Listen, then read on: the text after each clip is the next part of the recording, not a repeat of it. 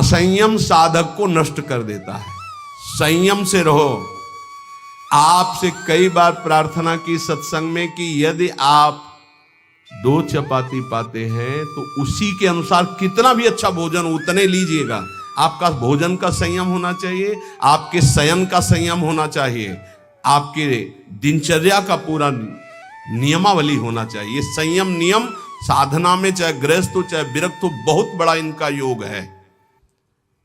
असंयम नहीं है। कभी मन आया तो 7 बजे जग गए, कभी मन आया 5 बजे जग गए, कभी मन आया 1 बजे जग गए, ऐसा नहीं होना चाहिए।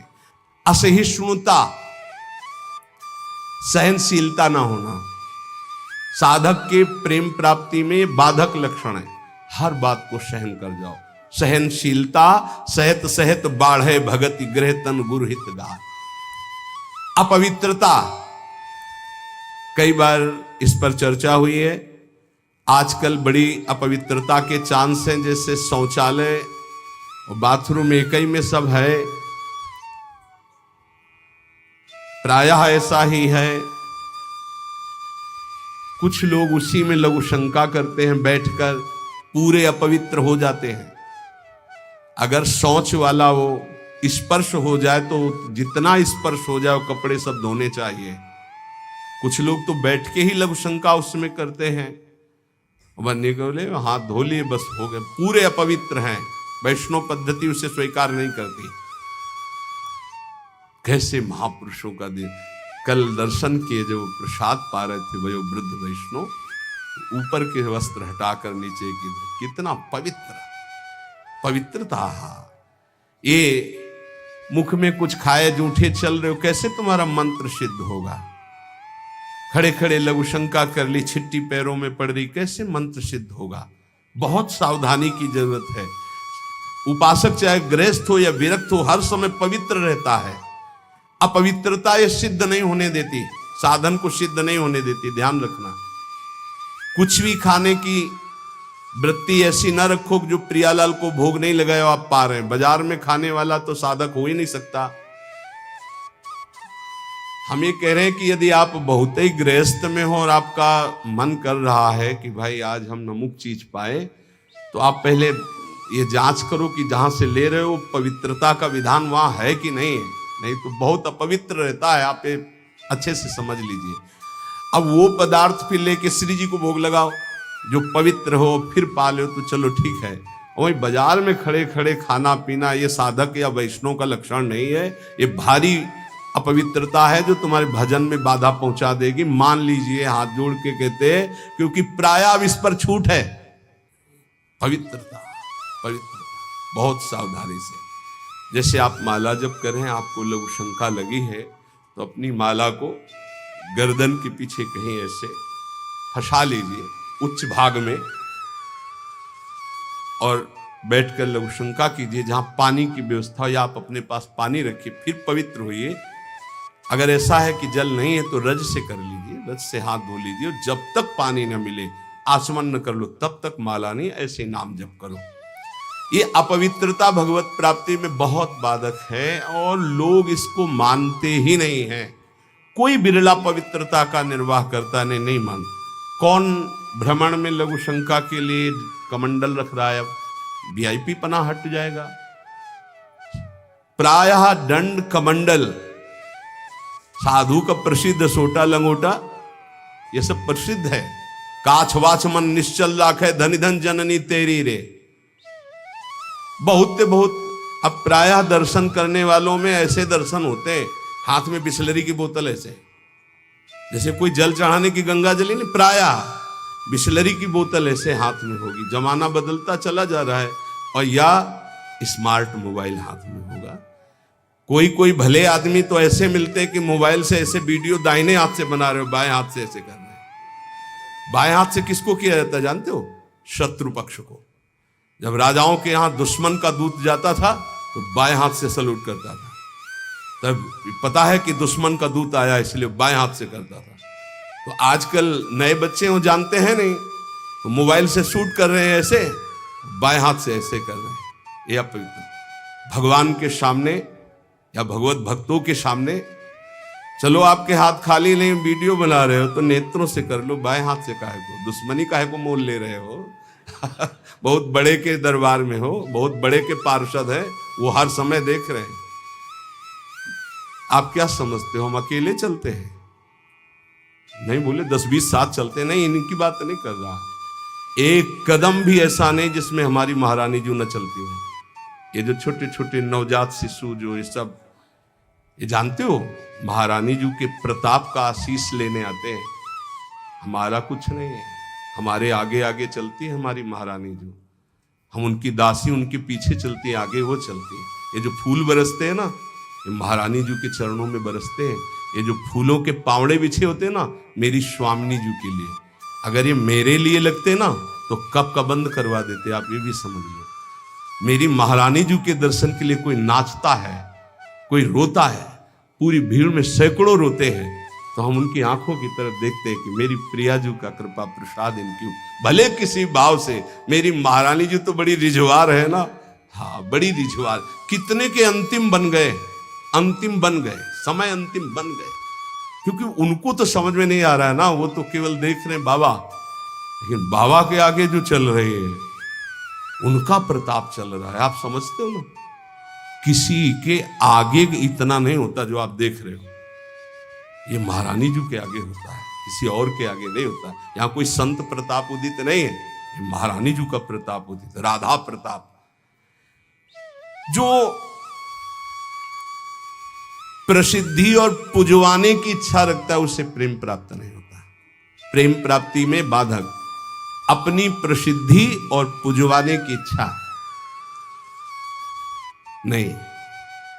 अपने इष्ट में चित्त को लगा दो तो सेवक जी महाराज कह रहे हैं, बिस्तर है सब जग विमल कीरति, साधु संगति ना टरे, बास वृंदा विपिन पावे, श्री राधिका जो कृपा करे। अपने आप जगत में विमल कीर्ति का विस्तार हो जाता है जो प्रियालाल में चित्त जोड़ता है। अपनी पुजवाने की इच्छा, मान की चाह, ये प्रेम नहीं प्रकट होने देती। अगला, किसी से भी घृणा। जैसे कोई भी किसी भी तरह का है, किसी भी धर्म का है, कैसे भी आचरण करने वाला है, अगर वो हमारी महारानी के दरबार में आता है तो उसको हम भगवान की तरह आदर करेंगे। उसको एक, जैसे हम सबका आदर करते हैं ऐसे उसका आदर करेंगे। किसी से भी घृणा नहीं त्रिभुवन में, ये तो पक्का समझ लीजिए, किसी से भी घृणा नहीं। घृणा शब्द भक्त के हृदय में नहीं होता, किसी से भी घृणा नहीं। द्वेष, अजात शत्रु भक्त होता है। अगर द्वेष है तो प्रेम प्रकट नहीं हो। अद्वेष्टा सर्वभूतानाम, किसी भी संसार में एक भी से भी अगर द्वेष है, दुश्मनी है, तो भगवत प्राप्ति में बाधा हो जाएगी। अजात शत्रु तुम्हें गाली दे, सर झुका लो, वो तुमसे द्वेष मान रहा है, तुम उससे द्वेष कभी मत मानो। जब दिखाई दे तो नेत्रों से प्रणाम कर लो। और निर्दयता, ये प्रेम में बाधक है। कभी किसी के प्रति कठोर व्यवहार वाणी के द्वारा, मन के द्वारा, तन के द्वारा ना करें। दुराग्रह है, ऐसा होना ही चाहिए, ये कभी हट न करे। जोई प्यारो करे, सोई मोई भावे। ध्यान रखिए, दुराग्रह कभी प्रभु से भी न करे कि नहीं प्रभु इतना तो होना ही चाहिए, गुरुदेव इतना तो होना ही चाहिए। नहीं, जोई प्यारो करे, सोई मोई भावे। चपलता, जल्दीबाजी, चांचल्यता, ये साधक में नहीं होनी चाहिए। गंभीर स्वभाव, जो कार्य करे बहुत ठीक से करे। एक साधक अपनी सेवा में है, उनसे आप कोई भी जल्दी काम को नहीं करेंगे। कार्य दे दो, छोड़ दो।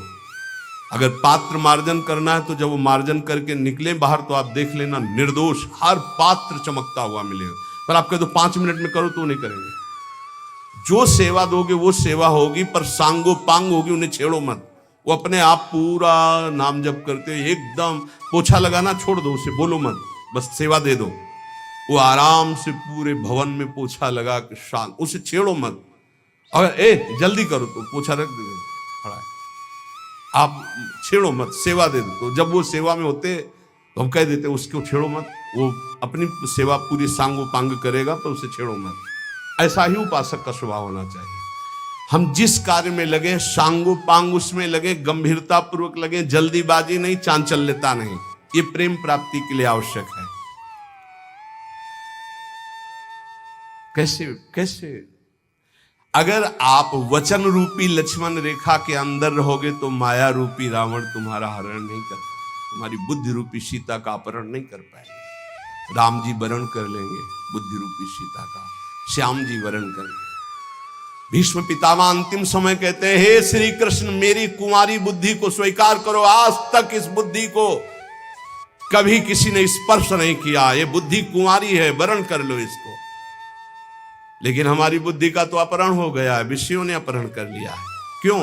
क्योंकि हम गुरुदेव के वाक्य रूपी लक्ष्मण रेखा के अंतर्गत नहीं रहे, हम रेखा क्रॉस कर गए, अश्रद्धा कर ली, उनकी आज्ञा नहीं मानी, अवहेलना कर दी, कुतर्क। नहीं, ऐसा कैसे हो सकता है? बहुत विचित्र गुरुजनों की वाणी में सामर्थ्य होती है। कभी गुरु की वाणी पर अविश्वास करके कुतर्क नहीं करना चाहिए। अधैर्य, अगर उपासक में धैर्य नहीं है तो प्रेम प्रकाशित होने में बाधा पड़ जाएगी। बड़ी समस्या आ गई है, बड़ी नहीं, धैर्य पूर्वक टिके रहो। अच्छा, ये कभी हमारे हृदय में गुरु प्रताप से नहीं आया कि किसी का आश्रय ले ले, या कहीं चले जाए, या कहीं पूर्व जीवन में कोई फोन कर दे, या किसी को इशारा कर दे, बस ये था कि अब मरना है और धाम में भगवत चिंतन करते हुए मरना है। धैर्य से कभी विचलित ना हो। अगला है अनिश्चय। ये बहुत साधकों में पाया जाता है। एक दिन गुरुदेव भगवान ने कहा, जब साधक घर से निकलता है तो उसका वैराग्य अग्नि के समान होता है, उसे ज्वाला की तरह रोज बढ़ना चाहिए। उसका वैराग्य शीतल क्यों हो जाता है, ठंडा क्यों हो जाता है? उसका वैराग्य तो प्रतिदिन और तेजस्वी होना चाहिए। उसका कारण है अनिश्चय। सुख सुविधाएं भोग मिले और जीवन बढ़िया कट रहा है। जीवन काटने के लिए नहीं, जीवन मिटाने के लिए हम आए हैं, अस्तित्व मिटाने के लिए आए हैं। हमारा निश्चय है कि प्रिया प्रीतम की प्राप्ति के लिए हर भोग को छोड़ना है और प्रभु को प्राप्त करना है। वैरागी वही है जो समस्त भोगों के बीच में रहता हुआ भी भोग स्वीकार नहीं करता, केवल अपनी दिनचर्या और भगवत प्राप्ति के हेतु जीने के लिए केवल उसको धारण करता है ऐसे बहुत से संत अपने। अभी एक उपासक बच्चा है, पूछा, है तुम्हारी बनियान में रंग लगा है, रंग वाली बनियान क्यों पहने, दूसरी पहन लो ना। जैसे आपकी आज्ञा पर काम चल रहा है ना अभी शरीर के, नहीं बदल, वैसे जैसे आपकी आज्ञा पर काम चल रहा है ना, हाँ ठीक जाओ। अच्छा लगा, धैर्य से वैराग्य की पुष्टता, काम चल रहा है ना। अच्छा, अनिश्चय हमारे हृदय में जब होता है तो हमें भोग गिरा देते हैं। हमारा निश्चय क्या था? हम प्रभु की प्राप्ति के लिए जानबूझकर समस्त भोगों का त्याग करते हुए सच्चिदानंद रस में स्थित होंगे, फिर हम क्यों डिग गए? इसका मतलब हमारे निश्चय में कमी थी। अनिश्चय, हमारा निश्चय था कि हम अपमान को सहेंगे, हम निंदा को सहेंगे, हम तिरस्कार को सहेंगे, हर कष्ट सहेंगे, पर हे नाथ आपको प्राप्त करेंगे, आपका भजन करेंगे। कहां गया वो निश्चय? थोड़ी सी कोई अपमान की वृत्ति आई, हम गुस्सा हो गए, थोड़ा सा तिरस्कार हुआ, हम परमार्थ छोड़ दिया, थोड़ा सा कोई भोग आया, हम भजन छोड़ दिया, भोग में राजी हो गए। कहां गया हमारा निश्चय? इसका मतलब अनिश्चय है हमारे हृदय में, लक्ष्य का निश्चय नहीं है। संशय, पता नहीं भगवान में सुख है कि भोगों में सुख है, पता नहीं इस मार्ग से भगवान मिलेंगे कि नहीं मिलेंगे, पता नहीं जिनके सहारे भगवान की प्राप्ति कराएंगे कि नहीं कराएंगे। कई तरह संशयात्मा विनश्यति, वो भ्रष्ट हो जाएगा, गिर जाएगा। असंयम, ये बहुत खास बात है। पर निंदा सुनना, पर निंदा करना, पर चर्चा करना, ये प्रेम में बहुत बाधक है, कई बार चर्चा हो चुकी। और बाहरी वेशभूषा बनावटी नहीं होना चाहिए, इसकी भी चर्चा हुई है कि बढ़िया क्रीचदार कपड़े, कोई बड़े उपाधि युक्त महात्माओं की बात अलग हो, तो गुरुजन है, आचार्य है, लेकिन साधक के लिए बात कह रहे हैं। वेशभूषा बहुत शांत रखनी चाहिए, जो गुरु प्रदत्त वेशभूषा है, और जब तक वस्त्र शरीर धारण करने योग्य की रक्षा कर रहा तब तक बदलना नहीं चाहिए। बहुत परमाणु होते हैं वस्त्रों में, जैसे ऊपरी अचला है, ये तो वर्षों चलेगा, बदलने की जरूरत नहीं। जैसे आपको मिल रहा है तो आप रोक सकते हो, उड़ाया जा रहा है, आप औरों को उड़ा दीजिए, मेरे पास है, बहुत कृपा। ये जरूरी नहीं कि सबको उड़ाया जा रहा है तो हम ले रहे हैं। जैसे भेंट है, वस्त्र है, अगर वो सम्मान के लिए आपको दिया जा रहा है, आपको आवश्यक नहीं है, तो आप हाथ जोड़ सकते हो, प्रसाद दे दीजिए। ये इससे आपकी भक्ति बढ़ेगी और गुरुजन आप पर प्रसन्न होंगे। ध्यान दीजिएगा, अगर वस्त्र है और आपको ओढ़ाया जा रहा है तो आप ऐसे रोक दीजिए, हमारे पास है, दैन्यता हमारे पास है, आगे जरूरत होगी तो हम आपसे याचना कर लेंगे, जितने से काम चल जाए उतना। बनावटी बाहरी वेशभूषा और शास्त्रार्थ ये प्रेम में बाधक है। वो तो कोई विद्वान करता है, अपने लोग तो है ही नहीं, शास्त्रार्थ करने लायक क्या है? तो शास्त्रार्थ तो विद्वानों का विषय है, पर किसी भी विषय में तर्क वितर्क नहीं करना चाहिए, मौन का आश्रय लेके हट जाना चाहिए। अगला, शरीर के आराम की चाह, यहां जो लिखा है वो ध्यान, शरीर आराम तलब, ये जीवन में नहीं लेना चाहिए। कुशासन में लेटते थे पूरे वृंदावन में, कुशासन कभी नहीं। ये जो पूर्व में जानते हैं, बिजली कटी हुई जीवन था, बिजली नहीं, सीधे प्रकृति का वार्ष और हरिशरणम हरिशरणम। और मनोरंजन बोले 4-5 घंटे तो सत्संग और वाणी पाठ हो गया है। अब वो वाला मोबाइल टच वाला कौन सा कहते हैं, स्मार्टफोन, अब उसमें अब हमको तो सब बातें आती नहीं, सीरियल कहते हैं कि क्या कहते हैं, वो जो देखते हैं, हाँ उसमें करके सीरीज है, सीरीज, हाँ वही। अब एकांत में मनोरंजन सीरीज में देखोगे, आजकल की जो है ना, पहले रामायण महाभारत जैसे, अब ऐसी सीरीज है कि आपके भजन को नष्ट कर देंगे, आपके चिंतन को नष्ट कर देंगे। इसलिए प्रार्थना है कि जितने भी साधकों के पास, वैसे तो सबके पास है नहीं, जो सेवा में है और जो भी गृहस्थ जन है, ऐसी चीजें मत देखो जो आपके भजन में बाधक हो। अगला है कुसंग, ये भजन करते हुए प्रेम नहीं उत्पन्न होने देंगे।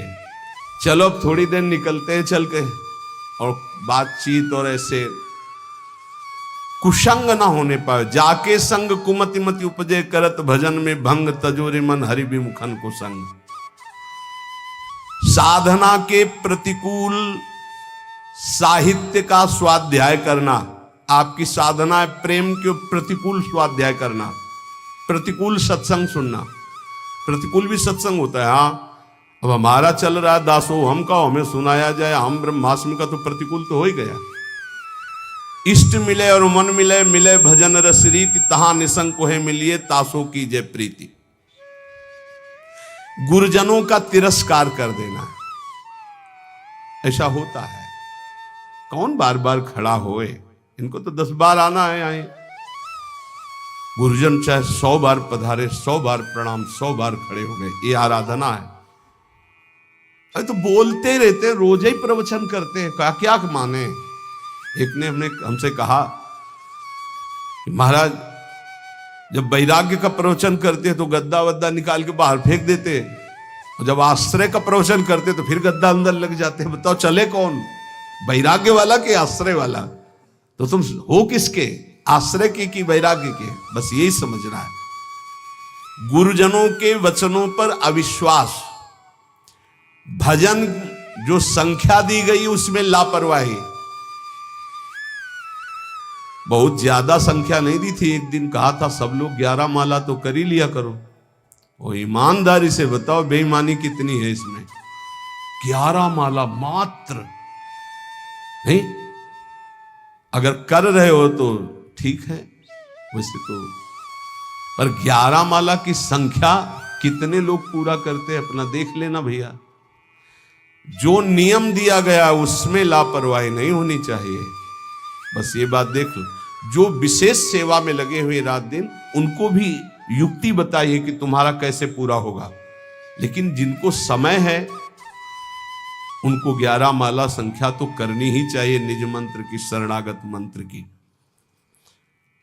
और लक्ष्य के प्रति लोभ ना बढ़ा करके धन के प्रति लोभ आ जाना भगवत प्राप्ति, प्रेम प्राप्ति में बड़ा बाधक है। या साधन करते हुए अहंकार आ जाना, ये भी भगवत, साधन ठीक चल रहा है सब, लेकिन अहंकार आ गया तो भगवत प्रेम नहीं होगा। जो वैराग्य मार्ग में है, ब्रह्मचर्य का खंडन करना, या गृहस्थ में संयम युक्त गृहस्थ धर्म का सेवन ना करना। विपत्ति आ गई तो घबरा करके परिवार वालों की शरण में चले जाना विरक्त के लिए। विपत्ति आ गई तो भगवान का आश्रय छोड़कर किसी धनी मानी की बात शरण में चले जाना। चाहे गृहस्थ हो चाहे विरक्त, भगवान के सिवा अन्य आश्रय नहीं। नरसिंह मेहता, प्रहलाद जी, मीरा जी, बड़े बड़े भक्तों के चरित्र पढ़ो, किसके पास गए? हरिः शरणम, हर विपत्ति नष्ट, हरि स्मृति सर्व विपद विमोक्षणम। बड़ी बड़ी विपत्तियां भगवान के स्मरण से नष्ट। सही औषधि हर विपत्ति नाश करने के लिए भगवत गुणगान, भगवान नाम जप, अलौकिक चमत्कार। बिना किसी फोन के हर समस्या का, हरि स्मृति सर्व विपद विमोक्षणम। मान लीजिए आप किसी की तरफ मत झांकिए, केवल प्रभु की तरफ देखिए तो कुछ बिगड़ ही नहीं सकता। 5 वर्ष के प्रहलाद जी क्या बिगाड़ लिया त्रिभुवनपति हिरण्यकश्यप ने, पर हमारा विश्वास काम नहीं करता। किसी भी मनुष्य को, संपत्ति को, सुख भोग को, पद को, ममता को भगवान के समान न रखना। अपने इष्ट की समानता में किसी को न रखना। कैसे समझोगे कि हमने इष्ट की समानता में किसी को नहीं रखा? किसी व्यक्ति के मिलने पर, वस्तु के मिलने पर, भोग सामग्री के मिलने पर, पद मिलने पर यदि भगवान भूल गए तो वो भगवान से बढ़कर वस्तु हो गई, भगवान छोटे हो गए। अगर भगवत स्मरण चल रहा है तो फिर किसी को नहीं रखा भगवत स्मृति के समान। अब आप देख लीजिए, छोटी छोटी बातों में भगवत स्मरण छूट जाता है तो भगवान छोटे हो गए और वो भोग सामग्री, वो व्यक्ति बड़ा हो गया।